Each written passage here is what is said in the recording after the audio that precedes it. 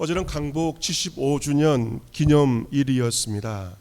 시간이 지나면서 강복의 의미가 국민들에게 퇴색되고 있지 않는가 하는 생각을 가져보기도 합니다. 어제는 강복절이기도 하고 말복이었습니다. 이전도의 주관으로 70살 이상 되는 어르신들에게 삼계탕을 이제 댁으로 배달해 드렸습니다. 아마 70이 넘으신 어르신들에게는 이 강복절의 의미가 젊은 세대와는 좀 다르지 않겠는가 하는 생각을 가져보게 됩니다. 아버지가 사흘 이내 강제 징용으로 끌려갔던 올해 80세 이익은 씨의 그 삶의 이야기를 언론을 통해서 접하게 되었습니다. 그의 아버지는 5남매의 셋째였습니다. 형제 중에 누구든 하나는 징용으로 가야 하니 내가 가서 고생하고 오너라 라고 해서 아버지는 일제시대 징용으로 끌려가셨다고 합니다. 그의 나이 4살 때의 일이었습니다. 일제는 1938년 국가총동원법을 공포했습니다. 법으로서 징용을 공식화했습니다. 그 법에 따라서 해방이 되던 1945년까지 약 7년 동안 조선 사람들이 탄광으로 그리고 광산으로 제철소에 강제 동원되었습니다. 그리고 비행장으로 도로와 철도 건설 현장에도 조선 사람들이 끌려갔습니다. 영장도 없이 아무런 예고도 없이 낮에도 밤에도 끌려갔습니다. 8.15 해방 강복을 맞이하였지만 그의 아버지는 돌아오지 못하였습니다. 그 한국전쟁이 터지고 피난길에 엄마와 그가 함께 피난길을 나섰는데 그 피난길에 길이 엇갈리면서 그런 어머니와 생이별을 해야 했습니다. 전쟁은 끝났지만 하루아침에 고아가 된 그는 큰아버지 집에서 도부살이 생활을 할 수밖에 없었습니다. 국민학교도 다니지 못하고 중퇴할 수밖에 없었고 농사일을 하면서 자랐는데 배우지 못한 것이 평생의 큰 한이 되었습니다. 군대를 제대하고 그 어려운 시대 가운데 일자를 겨우 찾고 그리고 결혼을 하였습니다. 결혼식 날 부모님이 없는 그 현실을 직감하고 부모가 없다는 상실감과 나는 혼자였구나 하는 서러움이 그에게 밀려왔습니다. 아버지, 어머니 생각이 나서 결혼식 날이 너무나도 슬픈 통곡의 결혼식이 되었습니다. 가정을 이루었기 때문에 돈을 벌기 위해서 일을 해야만 하였고 그리고 열사의 땅 중동 사우디아라비아 해외 건설 현장에도 다녀왔습니다. 그 시대의 모든 가장들이 그리하였던 것처럼 가장으로서 그저 바르게 열심히만 살자 그 생각 하나만으로 살았던 시절이었습니다. 그러던 1980년 어느 날 육촌 조카가 언론을 통해서 놀라운 소식을 전해왔습니다. 그의 아버지가 또 사흘 이내 살아계시고 아들을 찾는다는 그 소식을 언론을 통해 접하게 되었고 육촌 조카가 알려주게 되었습니다. 그 아버지와 아들은 먼 바다를 사이에 두고 편지를 통해서 왕래하였습니다. 아버지는 편지에서 4살 때 잃어버린 아들에게 말합니다. 나는 혼자 독신 생활을 하였다. 물론 섭섭하나 일상생활에서는 아무런 근심 걱정은 없으므로 다행인 줄 짐작하라. 나는 서산의 질은 해와 같다.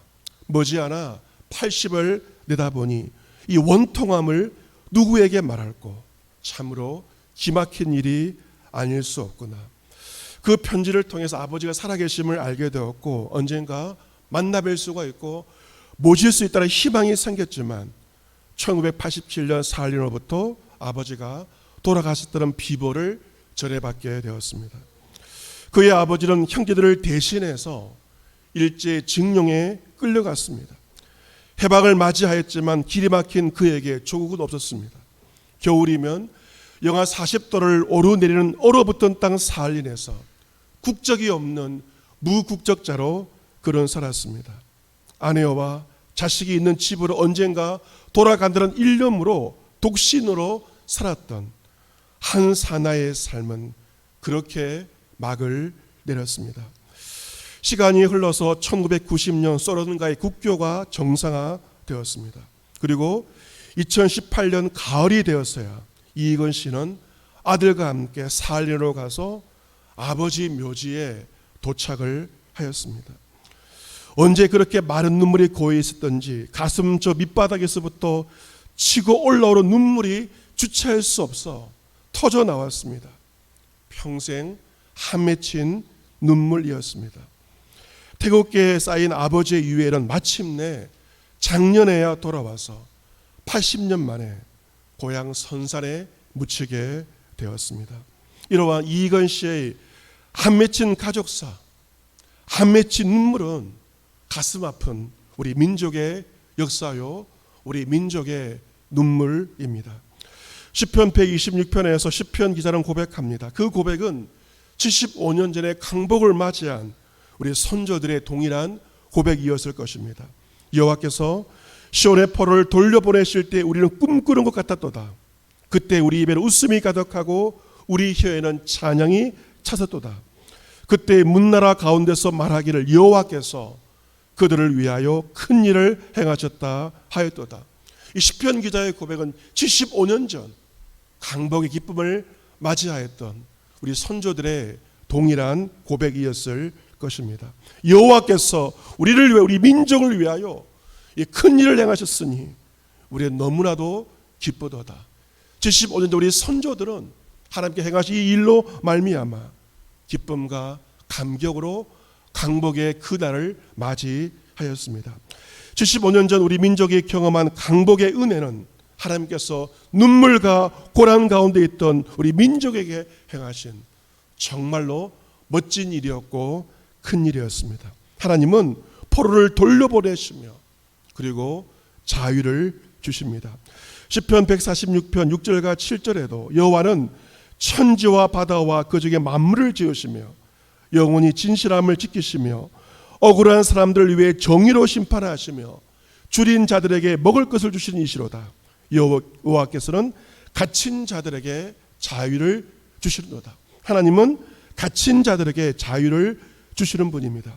일제 30년간 우리는 자유를 빼앗겨 버렸습니다. 신앙의 자유도 빼앗겨 버려서 일본으로부터 신사참배를 강요당하였습니다. 교회에 나와서 예배를 드릴 수가 없었고 일본으로부터 신사참배를 강요당하였습니다. 신사참배를 거부하던 우리 신앙의 선진들은 감옥에 갇혔고 악랄한 고문을 당하였고 마침내 감옥에서 순교를 하였습니다. 하지만 갇힌 자들에게 자유를 주시는 하나님의 은총으로 말미암아 우리나라 한국교회는 75년 전 해방을 통하여 광복을 통하여 빼앗긴 자유를 찾게 되었고 지금 우리 마음껏 이 자유를 누리면서 살고 있습니다. 75주 강복절을 마치라면서 우리는 자유의 의미에 대해서 이 시간 묵상하고자 합니다. 토마스 H. 그룹이라고 하는 미국의 교육학자는 크리스천 릴리저스 에듀케이션이라는 저서에서 세 가지의 자유를 말합니다.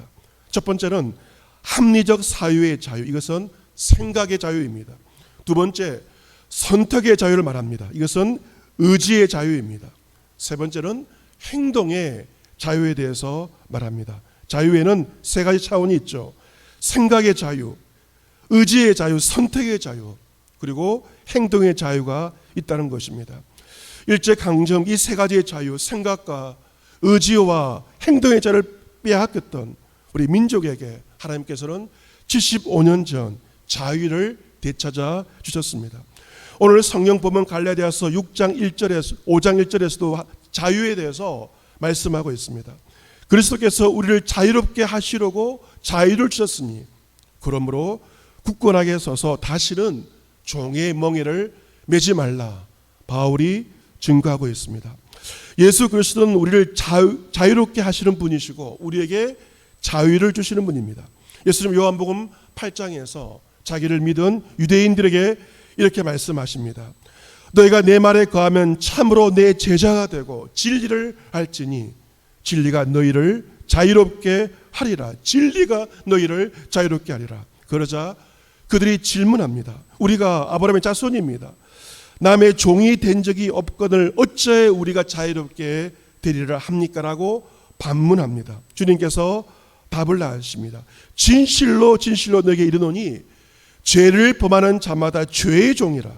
종은 영원히 집에 거하지 못하되 아들은 영원히 거하나니 그러므로 아들이 너희를 자유롭게 하면 너희가 참으로 자유하리라 말씀하십니다. 여러분, 많은 사람들의 죄를, 모든 사람의 죄를 범하는 이유가 있습니다. 그것은 바로 죄의 종이기 때문에 죄를 범하고 있습니다. 하지만 예수 그리스도 말씀에 거하게 되면 진리를 알게 되고 예수님의 진리의 말씀이 우리를 자유롭게 합니다. 진리는 사상과 이념이 아니라 인격이시며 길과 진리와 생명 되신 예수 그리스도이십니다. 사람을 죄의 모든 종에서 자유롭게 하시는 분은 길과 진리와 생명 되신 예수 그리스도이시며 주의 영이 계신 곳에 참된 자유함이 있습니다. 이처럼 예수 그리스도가 주 자유를 받은 자로서 사도 바울은 두 가지를 당부합니다. 1절 후반절에 보시면 첫 번째는 먼저는 굳게 서라고 말하고 있습니다. 굳게 선다는 것은 넘어지지 않고 계속해서 서 있는 것입니다. 그리스도께서 주신 자유 안에 그리스도 위에 굳게 서 있으라 말씀하십니다. 다른 것 때문에 흔들려서는 안 된다. 그리스도 위에 굳게 서 있으라. 진리 위에, 자유 위에 굳게 서 있으라 말씀하십니다. 두 번째로 다시는 종의 먹이를 매지 말라는 것입니다.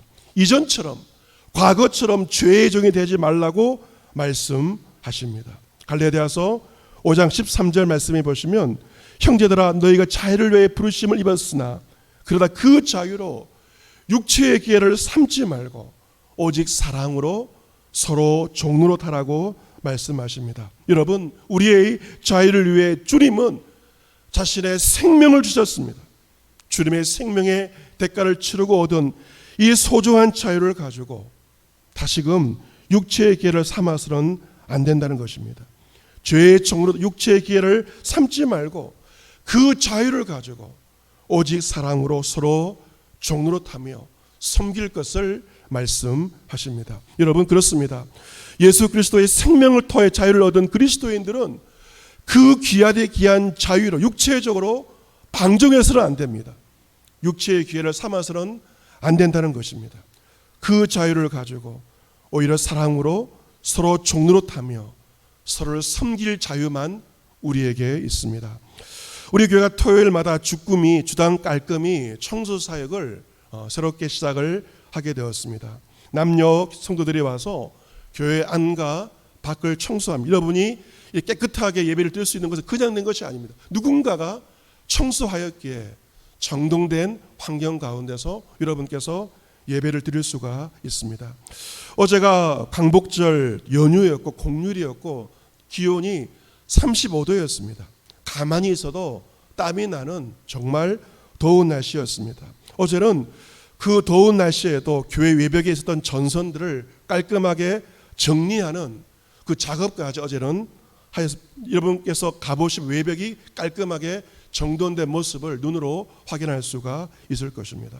그리고 어제 점심 역시 성도들의 자발적인 섬김, 후원금을 가지고 이제 맛있게 점심을 하여서 점심은 카레, 수박까지 또한 후식은 어떤 권사님께서 아이스크림을 사오셔서 맛있게 교제하면서 귀한 시간을 보내었습니다. 이처럼 우리가 얻은 그리스도의 자유를 가지고 사랑으로 서로 종로로 타며 서로를 섬기는 것이 바로 그리스도인의 자유의 모습이라고 하는 것입니다.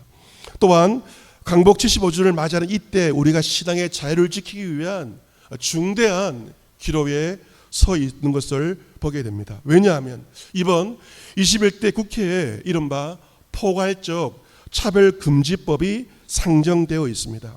이 차별금지법이란 인권보호를 위해서 교육이나 교육, 법과 정책의 대상에서 개인과 집단에 대한 모든 종류의 차별을 금지하는 법률입니다. 차별금지법, 이 말만 들으면 얼마나 좋은 법으로 다가오십니까? 하지만 어제 우리 교단 총회 임원들과 노회장 협의회에서는 우리는 포괄적 차별금지법에 반대한다는 제목의 성명서를 발표했습니다. 한국교회는 지금까지 하나님의 말씀을 따라 인간은 누구나 평등하게 존중받아야 한다고 믿고 사회적 약자의 보호와 권리 신장을 위하여 한국교회는 노력해 왔습니다. 하지만 제국가인권위원회가 발의 제안한 포괄적 차별금지법인 평등 및 차별금지에 관한 법률 시안과 또한 일부 국회의원을 중심으로 발의한 차별금지 법안은 동성애를 조장하는 독소조항이 담겨 있을 뿐 아니라 헌법이 보장하는 기본권을 침해하는 위헌적인 요소가 있기 때문에 우리 교단의 또 임원들과 노회장들은 그 법의 철회를 정식으로 요구한 것입니다. 몇 가지 이유를 여러분에게 소개해 드리고자 합니다. 이번의 법안은 여성과 남성으로 분리되지 않는 제3의 성을 제한합니다. 복수의 성을 제한하고 있습니다. 남녀의 성이 아니라 사회적인 성, 젠더를 말하고 있는데 이것은 현행 법체계의 남자, 여자와 또 다른 제3의 성을 제한을 하고 있기 때문에 첫 번째로 반대하고 있습니다. 또한 두 번째 포괄적 차별금지법은 학문과 종교와 양심의 자유를 침해할 수 있는 가능성이 있기 때문에 반대하고 있습니다. 이번 법안은 동성애와 이단 등에 대한 학문적, 종교적, 양심적인 표현과 반대를 혐오 표현 내지 괴롭힘으로 간주하며 차별 행위로 규제할 위험성을 내포하고 있다는 것입니다. 그래서 예를 들어서 이 동성애에 대해서 이단을 반대하는 내용의 교육 자료와 홍보물을 제작하는 것이 불리한 대우를 표시 주장하는 광고에 해당하여 오히려 법에 의해서 처벌받을 수 있는 가능성이 있다는 것입니다. 이 법이 제정되면 성경의 말씀을 수호하는 교회가 오히려 법률에 의해서 혐오 집단으로 지목될 가능성이 있다는 것이고 나아가 종교의 자유가 침해받는 위협받는 상황에 직면할 수 있다는 것입니다. 또한 이 법안은 징벌적인 손해배상을 명시하고 있습니다. 징벌적 손해배상이나 민사상을 뛰어넘어서 형벌적인 요소가 가미하며 가해자에 대한 배상액을 높일 수 있는 제도를 가리킵니다. 이 징벌적 손해배상제도를 통하여서 국민들의 표현의 자유, 양심의 자유, 종교의 자유를 침해하며 사회를 통제하는 위헌적인 요소가 있기 때문에 이 법의 제정에 대해서 반대를 하고 있습니다. 세 번째, 법안에서 정한 규제 영역이 지나치게 광범위하다는 점입니다. 이 법안은 물론 설교와 전도, 교회 교육 등에서 자유로운 의견 표현을 위반하지 않다라고 말은 하고 있지만 이 법이 시행될 때 교회를 넘어서서 기독교 기관들, 미션스쿨, 나아가 기독교인들이 운영하는 사업체까지 규제할 가능성이 내포되어 있기 때문에 반대하고 있습니다. 지난주 울산 대형교회에서 울산 목회자 모임이 있어서 초청을 받아서 다녀오게 되었습니다. 그 모임을 통하여서 이 차별금지법에 대해서 법률적인 전문성을 가지고 반대운동을 전개하고 있는 울산대 법대 이정훈 교수를 만나서 함께 식사하며 교제하며 그의 강의를 듣게 되었습니다. 이 이정훈 교수는 동국대 불교학과에 전에 장학생으로 입학해 어렸을 때부터 종교에 관심이 많았고 불교에 관심이 많았습니다. 대학교 2학년 때 머리를 깎고 출가했습니다. 그래서 군종장교 군법사로 군복무를 하였고 군을 전역한 다음에 환속을 하였습니다. 그런 학문을 통하여서 사회를 개혁하고 싶었고 그리고 교회를 깨버리고 싶어 했다고 합니다. 그럼 2005년도 이른바 종교자유정책연구원, 약자로 종자연, 종교자유정책연구원을 기획하였고 설계했습니다. 이 종자연은 종교의 자유도 인권이다. 종교의 자유를 인권의 영역으로 생각하면서 민사소송과 입법청원, 헌법소원 등등을 통해서 한국교회를 종교 편향 집단으로 내모는데 엄청난 역할을 하였습니다. 그래서 이 종자연을 통하여서 공립학교 내 종교활동이 금지되었고 공무원의 종교적 중립이 강화되었고 그리고 교회 내 선거 때 투표소가 설치가 되지 않았습니다. 이 모든 것이 그가 주도한 종자연을 통하여서 이루어진 일이었습니다. 이처럼 그 학문적인 신념을 가지고 세상적 이념을 가지고 한국교회를 깨기 위해서 열중하던 그가 2007년도 어떤 변화의 시간을 맞이하게 됩니다. 2007년도 여름 어느 날이었습니다. 지금부터 13년 전의 일입니다. 이제 그런 기독교의 공격 포인트를 잡으려고 기독교 방송, 교계 방송을 시청하고 있었습니다. 이제 탄압할 거리를 찾기 위해서 불순한 목적을 가지고 기독교 TV를 보고 있었습니다. 그때 목사님의 설교가 방송에서 나왔습니다. 목사님께서 말씀을 전하시면서 주여 저는 죄인입니다 이라 말씀을 하셨습니다. 그때 그는 그 말을 들으면서 아이고 쇼하고 있네, 너나 잘하세요 라고 하면서 조롱을 하였습니다. 그런데 그가 설교를 조롱하는 그 순간 그의 혀가 굳어졌습니다. 머리 정수리부터 발끝까지 강력한 전류가 흘러내렸습니다. 그 자리에서 그대로 꼬꾸라져 버렸습니다. 그 자리에서 그는 처음에 죽는 줄 알았다고 합니다. 그 순간 내가 죄인이구나, 신학서적에서 보았던 전적인 죄인, 전적 부패가 무엇인지 몸의 구석구석 세포까지 느껴지게 되었습니다. 어렵다고 자만하였던 그의 죄성이 낱낱이 보이게 되었습니다. 예수님의 자리에 그가 앉아 있는 것이 보이게 되었습니다. 그 짧은 시간에 죄인을 살리신 창조주 하나님, 구세주가 확실하게 믿어지는 놀라운 일이 벌어지게 되었습니다. 할렐루야. 기독교를 모질게 핍박했던 사울이 다메섹 도상에서 주의 빛을 발견하고 예수 그리스도를 만났던 그런 설교 방송을 통하여 살아계신 예수 그리스도를 현장에서 만나게 되었습니다. 예수 그리스도를 만난 회심 이후에 그의 삶은 완전히 바뀌어졌습니다. 십자가만 바라봐도 눈물이 주르르 흘러나왔습니다. 그런 그리스도를 통하여 죄의 종노릇의 자리에서 진정한 자유가 무엇인지를 경험하게 되었고, 교회를 박해하던 자에서 지금은 교회를 지키는 자로서 그의 삶이 완전히 바뀌어지게 되었습니다. 그리고 순교신앙의 재무장을 말하고 있습니다. 지금은 한 발짝도 물러서면 안 될 때다. 위기는 기회이다. 죽음의 건설을 이기는 부활의 파워로 반전을 일으킬 때라고 말하면서 신앙의 자유, 교회의 자유를 지키기 위해서 법의 전문성을 가지고 순교신앙으로 귀한 사역을 감당하고 있습니다. 사랑하는 성도 여러분, 자유가 아니면 무엇을 달라? 죽음을 달라. 유명한 말이 있습니다. 그만큼 자유는 우리에게 생명처럼 소중한 것입니다. 광복 75주년을 맞이해서 억압받던 자유를 빼앗겼던 우리 민족에게 하나님께 주신 소중한 그 자유에 대해서 우리는 눈물로 감사해야 할 것입니다. 하지만 그 소중한 자유로 육체의 기회를 삼는 것이 아니라, 죄의 종노릇이 아니라, 방종이 아니라 오직 사랑으로 서로를 섬기며 사랑으로 서로 종노릇하며 살아야 할 것입니다. 우리에게 주신 생명처럼 소중한 그리스도의 자유로 복음 위에 굳게 서고 다시는 종의 멍에를 매지 않고 육체의 기회를 삼지 않고 복음 위에 예수 그리스도의 진리와 자유 위에 살아가는 저와 여러분과 이 나라 이 민족이 될 수 있기를 우리를 자유케 하시는 길과 진리와 생명 되신 주 예수 그리스도의 이름으로 축복합니다. 아멘. 기도하겠습니다.